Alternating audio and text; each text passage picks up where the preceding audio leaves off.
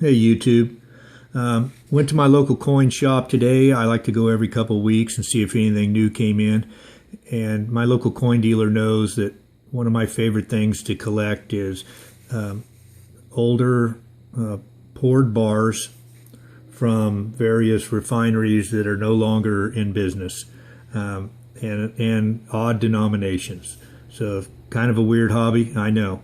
But I learned two things when I was in there. Number one, these aren't silver bars, they're ingots, and he gets on me every time I go in there and call them silver bar.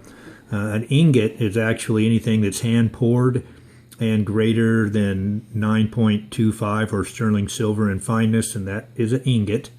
But I'm sure I'll keep saying silver bars through this entire video. And the other thing I learned I thought was interesting was people that collect these type of things, that's called Exnumia, and that's the collecting or interest of things that aren't necessarily coins or dollars, but it's the peripheral of items that have to do with those things. So this is in that category of Exnumia. So he told me that I'm actually an exnumiast. So I haven't looked it up yet, and he could be pulling a joke on me, but yeah, I'm sure you all let me know if that's correct. This right here is just a plain old 10-ounce Scottsdale silver bar, and the reason it's here is just to give you some scale to size for some of these other things. I want to show you a couple examples though of the things that I really like. You know, this for instance is a Star Metals. It's 5.41 troy ounces. And Star Metals is a pretty interesting company. I'm not going to go into stories about each of them, but that's what makes these interesting to me, is I like to know why they're no longer in business, when they started, how long were they there, a little bit of the history of the stuff that all of us are interested in, and this is part of that history. Another thing that's interesting about these to me is you got to remember anything made before 1979, you know, when the prices went crazy, the vast majority of all this stuff got melted down, so they're much more rare than they used to be. And even in 2011, a lot of them got melted down that were left. And I know that firsthand because I'm one of the fools that had a bunch of these, and I sold the vast majority of them in 2011, and I kicked myself ever since. But I'm thinking that as these keep becoming more and more rare, the premium on these things is going to go nowhere but up, and they're going to be a valuable item in the future. But this here is a WSR, Western States Refinery. It's 5.28 troy ounces. Once again, it's a loaf style. Neat thing about this, has that little pigtail. That's what that is right here. That's called a pigtail. Oh no, my camera just fell. I'm going to keep going though. I'm holding it up by hand. I'm going to finish this. So this I showed in my last video.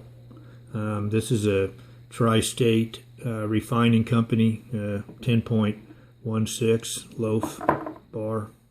And you can see, you know, obviously these two weigh approximately the same, but it's the thickness and the loaf style that why this one's heavier, you know, than this one. So, and then this is a 29.98 ounce Cincinnati bar, and it's interesting.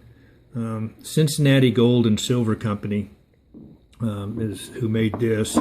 Really, I really like the toning on this one.